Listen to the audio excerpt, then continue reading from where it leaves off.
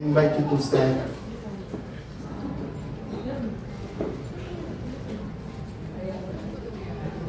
Dan and Novi, will you endeavor by God's grace to provide a Christian home for this child and bring her up in the fear of God and in the faith of the Lord Jesus Christ?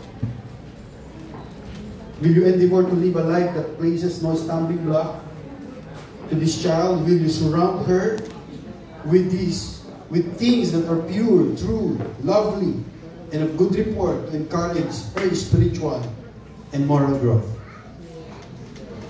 Will you faithfully pray for her and diligently teach her the Word of God so that she too may come to the knowledge of Christ, our Savior and Lord? Dan and Novi, do you sincerely accept the role and responsibility before the presence of God and His witnesses of being a builder, watchman, and provider of your child? Okay. So, bago tayo magpatuloy, lagi niyong tandaan, keep eternity in mind. Yun yung lagi as you parent your children. Keep eternity in mind.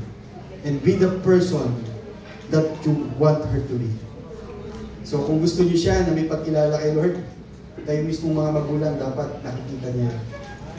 Kung gusto niyo siya na nagtitiwala sa Panginoon, kayo mismong mga magulang ni Dandel ay nakikita niya na nagtitiwala sa ating Panginoon. I just want to clarify, hindi masama na tayo ay mangarap ng mga bagay na material o mga bagay na material at pinansyal sa buhay nito para sa buhay ng ating mga anak. Ang pinaka-importante na nais ko o nais ng Panginoon na matutunan natin bilang mga magulang, ang pinakamahalaga sa lahat ay ang pagtitiwala sa ating Panginoon na siyang nagbibigay ng totoong kasaturuan sa buhay nito. Kaya can-invite all the ninong and ninang dito po tayo sa harapan.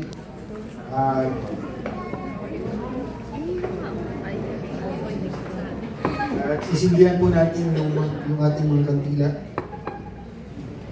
Sabi mo, proxy na.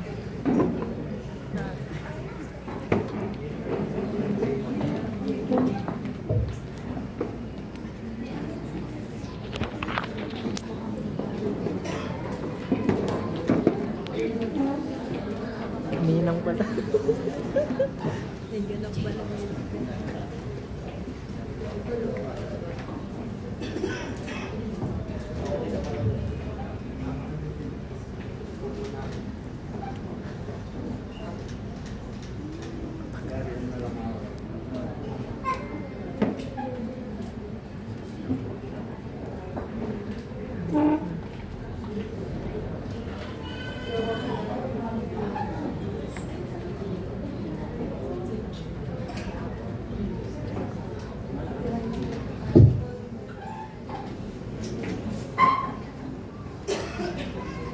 Okay.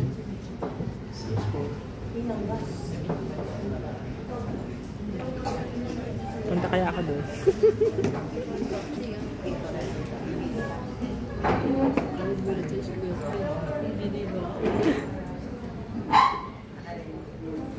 Ano kung matanda nag-doon?